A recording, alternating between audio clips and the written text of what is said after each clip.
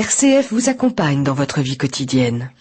Merci d'avoir choisi RCF. Il est 18h15.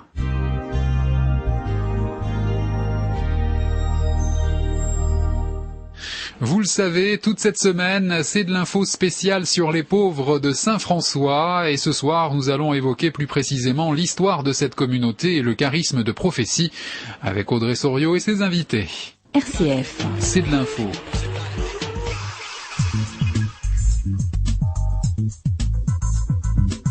Bienvenue dans C'est de l'info. Nous ouvrons aujourd'hui le deuxième volet de notre voyage à la découverte des pauvres de Saint-François au Québec. 1 an après leur venue dans le Var à l'invitation de Monseigneur Dominique Rey, nous sommes partis avec le père Didier Asquat-Aumônier à la prison de Toulon-la-Farlède à leur rencontre à Trois-Rivières. Je vous propose dans cette émission de partir à la découverte de la communauté, de son histoire et de ses charismes. Audrey Soriot. Donc frère Jacques, nous racontez, donc vous êtes le berger des pauvres de Saint-François, nous racontez un petit peu l'histoire. Comment est née cette communauté? Comment sont nés les pauvres de Saint-François? C'est la chose la plus difficile à expliquer. Je suis obligé de dire que c'est dans la prière qu'a surgi la communauté. Elle a surgi dans la rencontre avec quelques jeunes pour prier ensemble. Et c'est là que, dès le début, j'ai commencé à faire l'expérience avec ces jeunes du don de prophétie. Je n'étais pas plus au courant que ça de la prophétie puis des charismes. Je dirais même que j'en étais ignorant. Parce que moi, j'ai vécu depuis l'âge de 18 ans chez les Capucins. Puis on m'a si peu parlé des dons du Saint-Esprit. Ceux qui nous en parlaient, c'était les saints. C'était écrit dans des volumes, mais on nous donnait l'impression que les charismes, c'était pour les saints, ceux qui étaient saints. Ceux qui n'étaient pas saints, il n'y avait rien. C'est un peu ça, là, tu sais, en gros. Mais, dans ces petites réunions de prière, qu'un jeune commence à donner des paroles, j'étais tout surpris, j'étais un peu renversé, parce que je savais que ce jeune-là, il venait à peine de sortir souvent de ce qu'on appelle une boîte, où on buvait la bière, puis bien d'autres choses. C'était surprenant d'entendre de sa bouche des choses spirituelles qu'il n'avait pas l'habitude de parler lui-même. Ce que je ferais, c'est que dès les débuts, je me suis trouvé une tablette, puis j'écrivais ce que j'entendais. Ça sera peut-être mêlé, là, ce que je vais raconter, mais entre autres, quand un a commencé à donner des paroles, il avait les yeux fermés, mais les yeux clignotaient. C'est dur à expliquer. C'est les comme paupières vibres, en fait. Les paupières bougeaient. Moi, j'observais ça, puis j'étais un petit peu surpris, mais j'ai dit, qu'est-ce qui se passe? J'avais eu une formation religieuse, là, mais je vois ça, mais j'ai dit... Puis ensuite, celui qui m'avait formé m'avait dit justement qu'il fallait faire très attention à tout ce qui était de l'extraordinaire. Des visions, des apparitions que fallait pas penser que on en aurait. Alors, vous comprenez, je suis devant ça, je suis très attentif. Ensuite, c'est que moi, j'étais parti de chez Capucin pour aller étudier en théologie, pour devenir prêtre, parce que c'était pas possible à l'époque qu'un frère passe de l'état de frère à l'état de clerc. Alors, ce que je vivais là, je trouvais ça assez particulier, parce que je me suis dit, je suis parti pour aller étudier, puis voici qu'on m'arrive avec une situation pareille. Alors, ça a été assez régulier, puis plus ça avançait, plus les paroles se précisaient. Le nom de la communauté est venu par le don de prophétie, mais pas venu dès le début. Ça a pris quelques mois avant que ça arrive. Et alors, comment s'est formée la communauté? Ça s'est fait petit à petit? Alors, ceux qui venaient et qui voulaient prier, je les voyais devenir pacifiés, je les voyais qui voulaient se donner, qui commençaient à pratiquer un peu la vertu. J'étais bien obligé de me rendre compte qu'il y avait quelque chose qui se passait, des fruits. Alors ça, la communauté a surgi. C'est pour ça qu'on dit dans nos documents que la communauté a surgi de l'Esprit Saint. Puis, avec le temps, le Seigneur est venu nous parler qu'il voulait qu'on proclame que son retour est proche. Mais c'est mystérieux. Son retour est proche. Dans notre tête, quand on écoute ça, on dit, il s'en vient sur les nuées. Ça sera pas long. Mais après 38 ans, vous êtes bien obligé de vous rendre compte que vous attendez encore après sa venue. On n'a pas la même notion du temps. Mais vous voyez, non, mais ça se passe pareil comme ça. Mais il y a une espèce de séduction dans la parole que Dieu donne qui fait que ça nous met au garde-à-vous, puis à l'écoute, curieux de savoir la suite. Parce que c'est des paroles qui ont un certain effet en nous. T'es venu pour dire quelque chose? C'est pour dire qu'on a l'impression, dans notre conversion, on a l'impression que c'est imminent le retour du Seigneur. C'est ce qui nous pousse à nous convertir, à être généreux dans notre vie. C'est marqué par le retour au sacrement. La plupart des frères sont des convertis, donc des frères qui ne fréquentaient pas l'Église, ne fréquentaient pas les sacrements, vivaient une vie plus ou moins de droiture, là. Mais par la fréquentation de la communauté, par l'entente de la parole prophétique, les premiers fruits, c'est le retour au sacrement. Ce désir de connaître Dieu, de le servir, de l'aimer, d'apprendre à le connaître pour mieux l'aimer, et ça conduit au don de notre vie. Pour la plupart des frères, ça le conduit au don de notre vie. Vous expliquez peut-être, frère Jacques, comment vous êtes arrivé ici, à Trois-Rivières? C'est que je suivais des cours à l'université de Trois-Rivières, à ce moment-là. Je vivais dans une petite cabane, une petite ermitage de rien, puis j'allais à l'université faire ma théologie. C'est un peu comme ça que ça s'est produit. Alors, quand j'avais fini mes cours, je me recachais dans ma petite cabane qu'un prêtre m'avait prêtée. J'étais complètement seul, en solitude, quand j'arrivais à la maison. C'est certain que il y a des choses qui se passaient que je trouvais étranges. Le Seigneur, il est imprévisible. Un soir, quand je suis arrivé de l'université, mon lit était à terre, le matelas était à terre.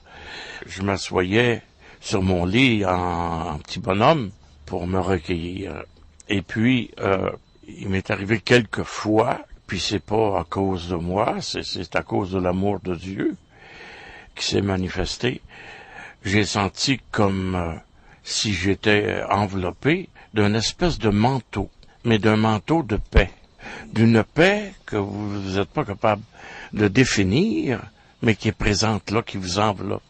Vous n'avez pas envie de rien faire, si ce n'est que de vous laisser envelopper par cette paix.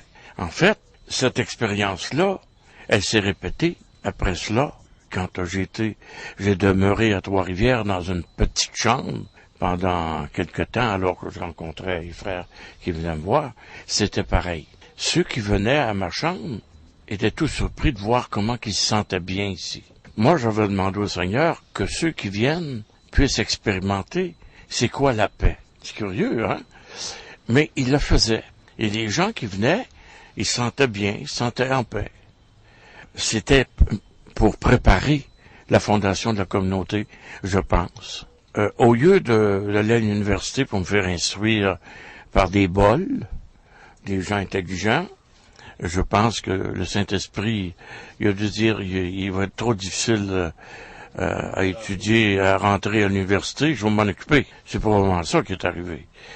Mais c'est des choses qui s'apprennent pas d'un livre, mais qu'on est obligé de constater, là, que Dieu se fait présent, le Dieu invisible qui se fait présent d'une façon mystérieuse. Et aujourd'hui, la communauté habite cette petite maison de poupée, comme le père Didier aime à l'appeler. Oui. Ben, c'est curieux parce que cette maison de poupée, elle était plus petite que ça, elle était pas belle du tout, la cave, ça sentait le purin, et c'est tous les frères qui ont mis la main à la pâte pour rendre cette maison belle et agréable pour y vivre. Maintenant, curieusement, même si on a peiné pour arranger cette maison pour qu'elle soit vivable, ça n'empêche pas que les gens du dehors ils disent « Mais les pauvres de Saint-François, ils sont donc riches. Avez-vous vu la maison, le château qu'ils ont? Et pourtant, c'est le château qu'on a construit de nos mains, qu'on a sué pour l'arranger. C'était une vieille maison qui datait de 1860. C'est fort, ça. Beaucoup de travail. Beaucoup de travail. C'est ça. 3 étages. Qui peut nous raconter peut-être des moments forts du chantier? Je peux au moins vous dire quelle est l'origine, comment nous nous sommes retrouvés ici.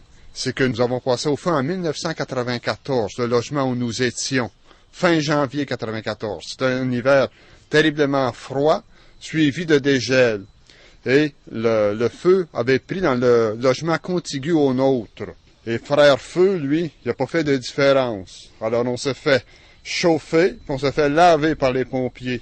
Alors en pleine nuit, c'est nos sœurs, les pauvres dames de Saint-François, qui habitaient cette petite propriété de rien, une petite Canadienne, 1 étage et demi. Alors nous, à 1h30, quand le feu a pris, on est tous sortis de la maison en catastrophe.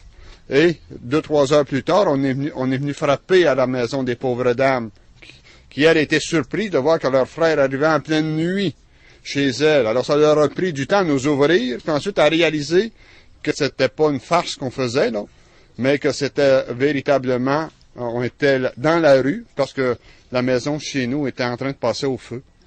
Alors c'est comme ça que on s'est retrouvés ici pendant plusieurs mois dans une toute petite maison.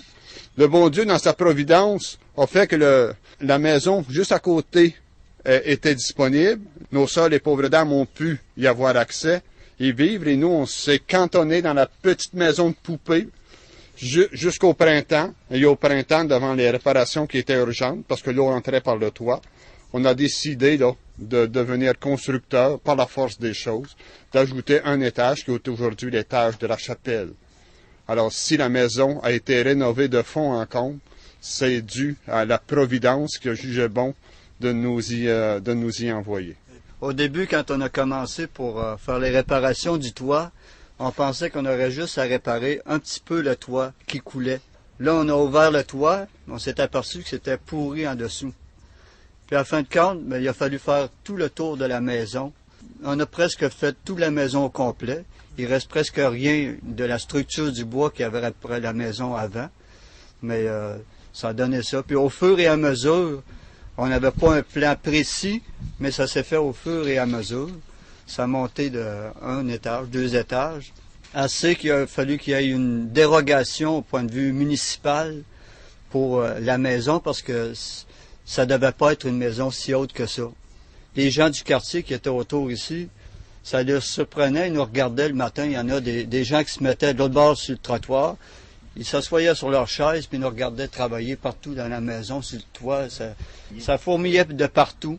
On a pu construire toute la maison, mais on s'est fait aider pour le toit, parce qu'on voulait finir le toit avant l'hiver, parce qu'en plus de travailler après la maison, on habitait la maison.